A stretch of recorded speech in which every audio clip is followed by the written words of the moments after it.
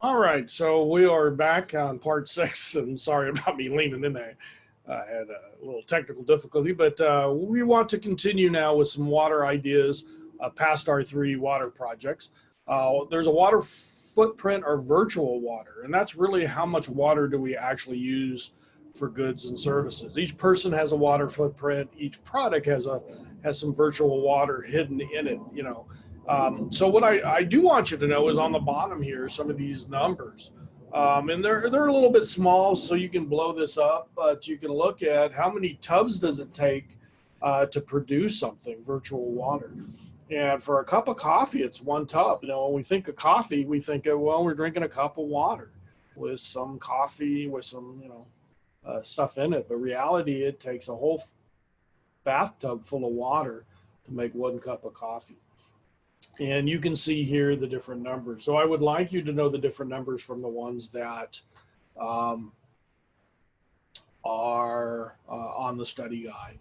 And I like the tub idea because you can kind of envision the size of a bathtub.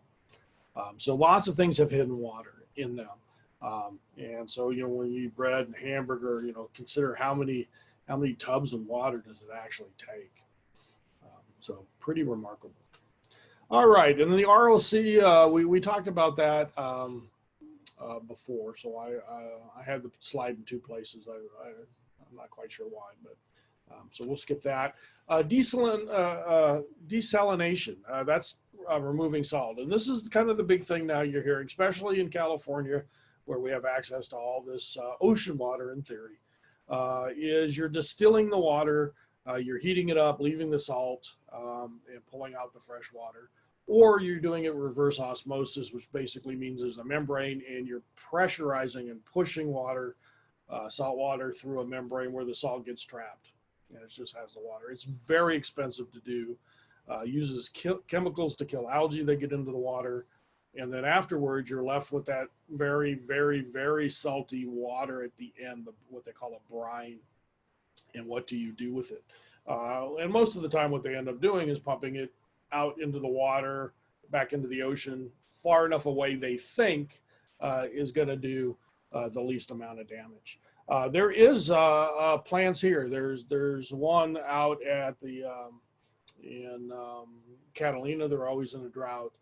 There's one actually right next to Huntington Beach, next to their power plant out there. And one of the decommissioned nuclear plants now, they're talking about switching part of that over into a desalination plant. And so again, the theory here is, yeah, it will work, but what are the costs? It's expensive. Environmentally, that really salty water is not good. Killing the algae to make it suitable, those chemicals are not good. So this, although is an option, does often have a lot of other issues. Reducing water loss. Sometimes it's just the way that it evaporates, the way we use irrigation. One of the easiest things to do is just water more effectively. Make sure that when we water at the right time, not at the hottest part of the day where the most evaporation. They suggest early morning, late at night, getting rid of lawns, things like that. You saw the aqueducts, they're open water. It'd be extremely expensive to close those in. But these are kind of some of the ideas. The drip system is actually some of the better ideas that they have today. But there's two ways that we can make it more efficient. And you can see them there. Government subsidies and underpricing. What happens right now is water is moved, and what you're paying for water is not really the cost. And so water should cost more. It just should. Right now, I always tell students that you guys are screwed. Everybody's worried about this and that. If you want to invest, water is probably the way to go, especially in Southern California. Water will be the issue. And so we need to raise the money. We got to stop subsidizing water, make it cost what it really costs. and people will then start using it less. Cambria, very pretty place. Love to. It's up by Hearst Castle, below Hearst Castle, um, up in Central California.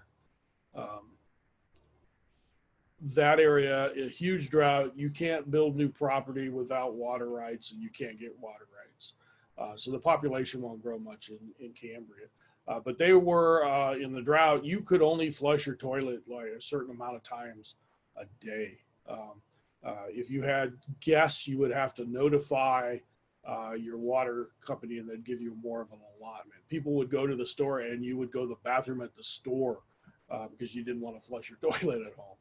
So people became aware. I mean, I don't want to live that way, but also you're going to be more aware of your water use if you're paying for it. Lack of subsidies for efficient water use. There's no incentive to reserve water except for your water bill being a little less. But they can make it if you could drop your water by 10%. Maybe we give you some kind of efficiency rating, things like that. So there are ways to do. All right, and we need to figure out better ways to deal with recycling the water we use. Low flow toilets, shower heads, faucets. Some people are doing that now, and as you flip it out, you can think about it. Make sure you don't have water leaks. Make sure all your faucets aren't leaking it, or your toilets aren't leaking. And then front-loading washers. The old washers are the ones from the top drop in. It turns out the front-loading are a lot more water efficient. I'm not saying throw away your washing machine, but I am saying if you're going to flip over and have to buy a new one, this might be the way to go. And then we don't use gray water much here in California, and that's water from the shower. That is water from washing dishes and things like that. So unfortunately, we weren't smart enough to put in a second system where that water could be used on lawns and things that you're not going to eat. And so that would be a way of recycling some of that water, collecting rainwater off your roof. Again, you don't want to be drinking that stuff because of the roof material, but you could use it to water your lawn and things. All right, so ways to do. Again, we mentioned all these. Some of these. Turn the sink off when you brush your teeth, shave, wash. That's one way, and then only wash clothes when you have a full wash, or if you're doing smaller loads, take very little water level. There's lots of things you can do, but we need you thinking about it. I'm not going to tell you how to live your life, but you should make wise choices. And we're hoping that when you do things, you sit back and think a bit about it. So we will stop the share, and we will stop the recording.